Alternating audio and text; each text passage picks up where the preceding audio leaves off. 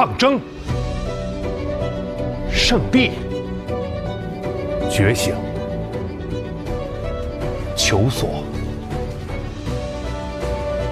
进京。信仰的足迹，北京红色记忆。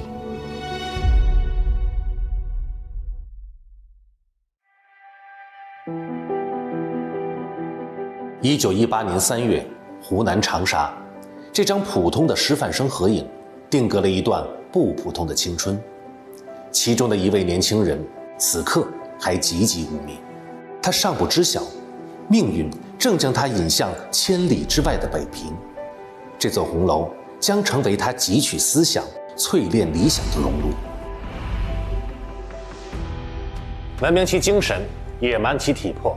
这位青年以28画生为笔名，在进步思潮的前沿阵地新青年发出了呐喊，以一篇体育之研究，如惊雷般出响。此刻如他一般，一群抱有救国之志的青年云集在了北大红楼，郁郁而生。这是一个觉醒的年代。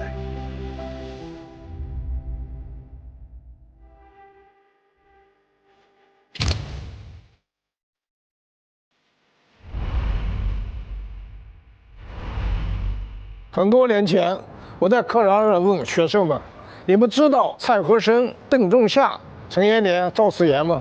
一片茫然。作为党史研究者，那种实质感，那种要让更多的人知道他们的紧迫感，真的是太强烈了。我是搞党史研究的，写剧本呢是半路出家，真的没有想到觉醒年代让上亿人，特别是年轻人，懂得了100年前那群人的热血与理想。一篇雄文，一群青年，一座红楼，一个觉醒的年代，自此磅礴开启。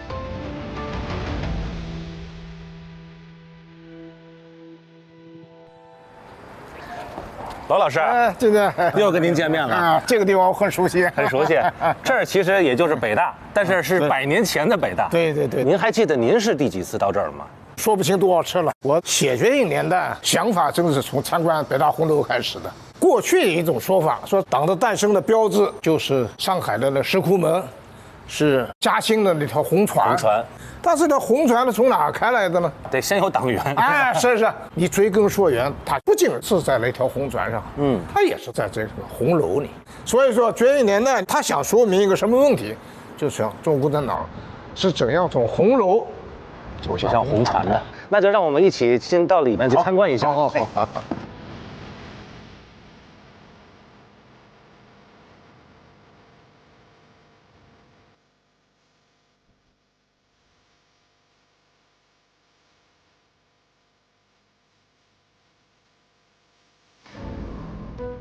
罗老师，如果说红楼呢，我们将它比作圣殿，那毛泽东呢，可能就是当时从湖南过来的朝拜者。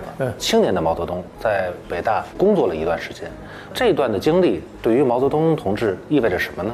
毛泽东在北大的这段经历，应该起一个加油站的这么一个作用吧。毛泽东是湖南第一师范学校的毕业生，那当时也是凤毛麟角的学子，来到了中国最高学府。结果当了一名杂役，就是一个图书管理员，是吧？当时北大的学生很复杂，说纨绔子弟其实很多的，科举制度被废除了以后，官员从哪来？你看，对吧？北大毕业出来就能当官，所以说在这个环境里面，毛主席受到了很多的刺激，再加上他不会说普通话，对吧？他湖南口音很重，说话别人不懂啊，所以说呢，这个经常被人歧视。传说啊，说傅斯年去借书，就跟毛泽东发生了冲突。这个咱戏里也演过嘛。啊，傅斯年同学，今天借书的人确实多了些，还有新来的，大家多担待。我觉得毛泽东可贵可贵在，他没有在这种环境的消沉，反而把它当作积极向上的一个动力。是的，毛泽东经常说的“我行光明”，他不把那些闲言杂语放在心上，也是让我从觉醒年代里演出的一种特性，就是伟大不是一蹴而就，而是从泥土中脚踏实地的生长出来的。对，所以我也特别感谢您在西体交给我这么个任务。那让我们继续我们今天的探访之旅吧。来，王老师。关于从泥土中生长出的力量，其实在毛泽东早期的文章里就有体现。他写过一篇体育之研究，曾经发表在了《新青年》上。毛泽东对于体育的研究，其实也受杨昌济的影响啊。对，演过多次的毛泽东，我想你对毛泽东跟杨昌济的关系一定很熟。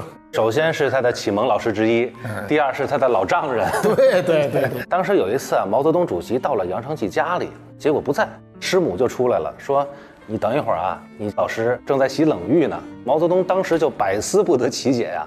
事后呢，就问昌济先生说：“这么冷的天儿，您怎么还洗冷水澡啊？”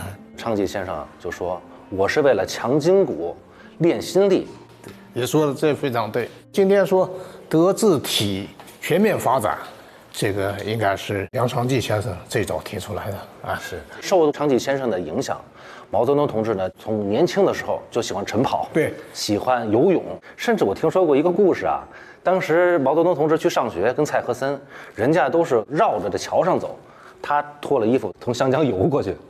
包括咱们现在也看过一些影像资料，在建国之后，毛泽东同志畅游过长江。对，正是因为毛泽东同志啊，对于体育有他的实践，才在体育之研究中提出了著名的那句话：文明其思想，野蛮其体魄。而且我们在《觉醒年代》里，我还记得一段戏，毛泽东爷爷当时还发明了一个毛氏操，是吧？对。我们现在年轻人都开玩笑的说啊，我们的毛爷爷是发明广播体操的第一人。那就让我们再探寻一下下面的内容。来，老师。罗老师，青年的毛泽东好像就在这间教室旁听新闻学的讲课。那么在这个阶段里，青年时期的毛泽东还遇到哪些对他影响深厚的老师呢？提到毛泽东的思想转变，就不能不说到一个人，就邵伯平先生。他是中国新闻学的奠基人之一，他也是最早的马克思主义在中国的我们叫启蒙信使。他的新闻观在今天看也不过时的，他是最早提倡新闻报道要实事求是，深入到人民群众当中去的，也是最早引入铁肩担道义、拉手做文章这个观点的。当时蔡元培、李大钊在北大成立了新闻研究会，他为了传播新闻学，经常来北大讲课。当时毛泽东呢是图书管理员，李大钊照顾他，给他办了一个停课证、旁听证。毛泽东参加了这个新闻研究会以后呢，跟邵伯平接触就比较多了。邵伯平就把他剪辑的那些马克思主义关于文章给毛泽东，所以说毛泽东后来说他是邵伯平的学生，受邵伯平影响很大。说到邵伯平先生这个人呢，他当时在社会各级很吃得开。邵伯平先生本身的性格也非常的慷慨激情，他当时经常去请一些朋友在酒楼里吃饭。从这个吃饭之间呢，就拿到了一些信息。那1918年呢，邵伯平先生创办了《京报》和新闻编译社，他也在北大去讲新闻学。邵伯平先生呢，曾经也说过：“无产者，亦须笔杆的造反。”所以数月之后啊，毛泽东回到了湖南，就创办了《湘江评论》，开篇就疾呼：“天下者，我们的天下；国家者，我们的国家；社会者，我们的社会。”你看，就这样的笔锋，就很有铁肩辣手的传承。那其实您也有提到了，李大钊先生是给他开了个旁听证。那我们现在是不是去李大钊先生的办公室探寻一下？来，王老师。好。这就是李大钊在北京大学图书馆当主任的主任室。当时毛主席啊，从1918年的8月大概到1919年的4月，在北大图书馆在工作期间，受李大钊的影响也特别大，因为他是李大钊直接的这个部下。是的。青年毛泽东啊，见到了北大这么多的新知识啊，就感觉来到了知识的海洋，连夜的都一直在学习。他还拿了辣椒给自己提神儿。是。这个时候呢，可能大钊先生看到了我们一个民族的希望，就把刚从这个印刷社带有余温的一本杂志给了毛泽东，就是布尔什维克的胜利。毛泽东呢，回到了三眼井他的火炕上，在煤油灯下仔细的研读。当时跟他同住的罗章龙啊，看到毛泽东在做笔记，记下了著名这句话：“试看将来的环球，必是赤旗的世界。”那个时代，你现在想起来，真的是令人心潮澎湃。那个时代，新旧思想激烈碰撞。那个时候，第一次世界大战结束以后，中国第一次成为战胜国。其实中国人没有去派兵去参加第一次世界大战，派大量的劳工。所以说，我们看李大钊的文章啊，叫《庶民的胜利》；蔡元培的演讲叫《劳工神圣》，他讲的都是劳工也是主宰世界的重要部分。五四运动期间，李大钊和陈独秀上街撒传单，陈独秀被捕，李大钊被送出了北京，躲到了他们家乡附近的五峰山下，在那个叫韩公池里面待了几个月。这几个月是他思想发生变化的一个最重要的一个事情。他在那儿写下了我的马克思主义观，是中国最早出现马克思主义者的一个标志。那么还有一个呢，就是在五峰山期间，他跟胡适有一场论战，通过文章发表各自不同的观点。中国现在究竟是解决问题重要呢，还是要有主义重要呢？李大钊应该看得更高一点，你首先要有思想武装，要解决主义的问题。这个对于促进马克思主义在中国的传播也是起到了非常重要的作用。是的，是的。对于青年毛泽东的影响，说到了李大钊，还有一位就是陈独秀先生。对，那让我们现在去陈独秀先生的办公室探寻一下。好。哎，金健，你看这个就是当时的北大文科学长室，是陈独秀的办公室。办公室很大呀，当时陈独秀相当于现在的副校长了哈。对，他当时月薪是多少？300大洋。300大洋。那当时毛泽东8块，李大钊是120，可见陈独秀当时的地位非常的高。现在我们对陈独秀先生的一个评价，他有无顶红帽的哈，叫新文化运动的精神领袖，五四运动的总司令，马克思主义在中国的主要传播者，中国共产党的主要创立者，中国共产党的早期领导人。是的，毛泽东当时崇拜陈独秀。五四运动的时候，陈独秀被捕了，毛泽东在长沙发动声援运动，他就提出了口号：陈独秀先生万岁。陈独秀被捕，按我们今天的说法叫飞蛾扑火，因为当时五四运动是最紧张的时候，大批的上街游行示威的青年，学生1000多人，监狱你装不下了，就把北京大学改成了监狱。我说实话，我当初写《觉醒年代》的时候，对我刺激最大就是写这段。当他看到北京大学变成了监狱的时候，他崩溃了，所以他在红楼的走廊里边躲了2个时辰，思想激烈的斗争。我写到这，我真的是热泪盈眶。他当天晚上就写下了从研究室到监狱，然后写了北京市民宣言。他和李大钊拿着传单，这个发传单散发。你想那么大的教授自己去发传单，他就是表明一个态度：资产阶级民主共和国的方案破产了，他大半辈子的奋斗破灭了，我找不到希望了，我怎么办？我用我的血，我用我的头去唤醒别人。经过将近100天的监狱生活，他找到了方向，成了马克思主义者。他的这样的一种思想转变的过程，对我们当代青年是有启发的啊。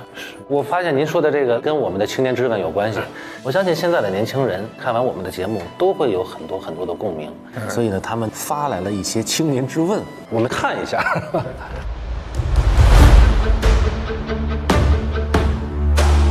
当年轻人在20岁敢以新青年之名重构社会，今日青年面对35岁职场门槛，该如何重新定义青春的意义？100年前的青年人，他为什么值得我们这么怀念？他是把个人的命运跟国家的命运是联系在一起的。对我们这个当代青年的一个启示就是说呢，你真的得把个人命运跟国家的命运联系在一起来考虑问题的时候，你可能许多问题就不是问题了。当年这些青年，毛泽东啊、周恩来思想的痛苦过程比我们要激烈的多呀，他找不到真理了，对吧？你现在真理就在面前，你只要能够跟国家同命运共呼吸，你必定能够找到你的用武之地的。只要在努力，随着时代的变化，最终会实现你的梦想。对，像当时100年前的先辈们，他们才是我们心中的大人物。这个大人物的大，就是一个人肩上挑了个担子，虽然是简简单单的3笔啊，但是反映出什么是大的人物，心中的格局大，心中的世界观大，心中为他人的大，才能撑得起肩上这个担子。所以我觉得此刻第2个100年复兴的任务也同样担在我们身上，但是我们很幸福，因为有之前挑过担子的他们的这些大人物。对对。从北京到长沙，从《新青年》到《湘江评论》，青年毛泽东以笔为鉴，让民众的大联合响彻山河。从课堂到街头，新民学会的志士们高呼“改造中国与世界”，将星火洒向三湘大地。北大青年创办新潮，天津学子集结觉悟社，这些被风吹散的种子，在压迫的土壤中破土而出。